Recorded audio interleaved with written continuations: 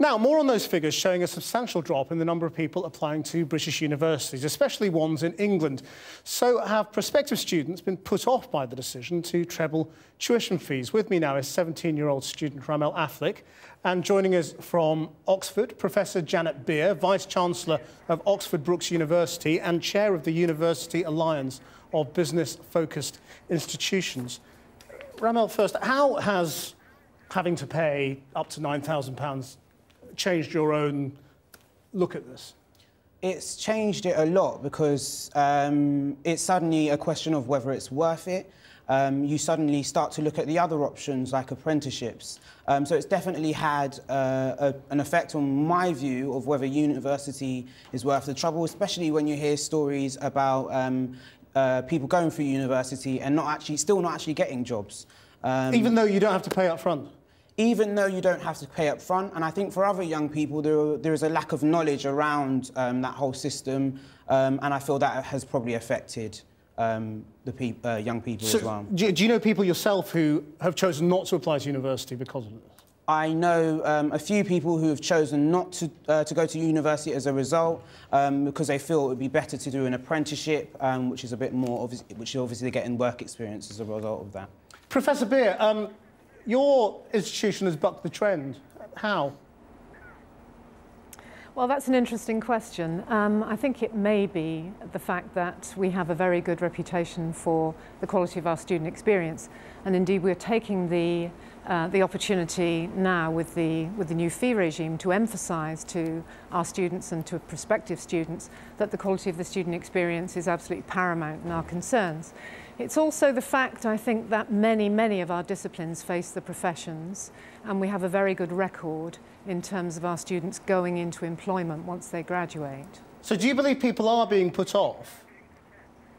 Sorry? Do you believe people are being put off, broadly? I mean, do you think this decline is because of fees?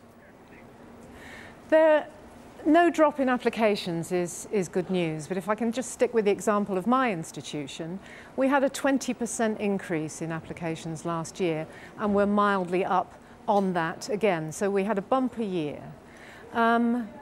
Any waverers we're going to try and get in last year before the fee increase. I hope that the message is getting through to young people that they do not need to pay up front, that the finance package is designed with them in mind in terms of payback after they start to earn £21,000. And one of the things that I would say to anyone wavering is that 80% of new jobs created require graduate level skills, and that's a very compelling argument for entering higher education. Well, let's see how compelling it is with Ramel here in the studio.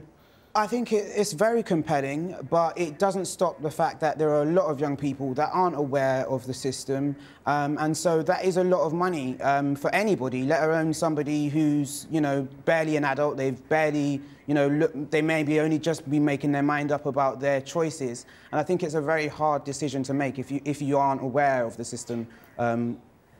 Professor, how do you explain one really interesting thing about these numbers is that the decline amongst more affluent students seems to be greater than the decline amongst less affluent students, which is exactly the opposite of what was being warned. How do you explain that? Well, it could be that the gap year has returned, because we think that not many students went for a gap year last year. But, I mean, there is one other point that I would want to make, and that is that there are still more applicants than there are places. And actually, in terms of economic recovery, we need to be investing in universities, we need to be investing in our young people. And so there is still, it's still a very competitive sector. But do you feel, therefore, we should be growing the number of university places we have in Britain? Yes. That there should still be an aspiration for more and more people to go to university? Absolutely. As I said before, 80% of all new jobs are at graduate level. And all the evidence that comes out of the OECD is that graduates have a much better quality of life. They're better parents, they're better citizens, they participate in democracy, they're healthier, all those things we know. There is also, and it's a fact across OECD nations, that at any one time 80% of graduates are in jobs, and the 20% who aren't are doing other things. They're caring, or they're working flexibly, they're going in and out of the workforce, but in a very positive way. Ramal, are you finding this persuasive? Is it changing your mind at all? Changes my mind slightly, but I don't think it will change a lot of young people's choices to go and do something different.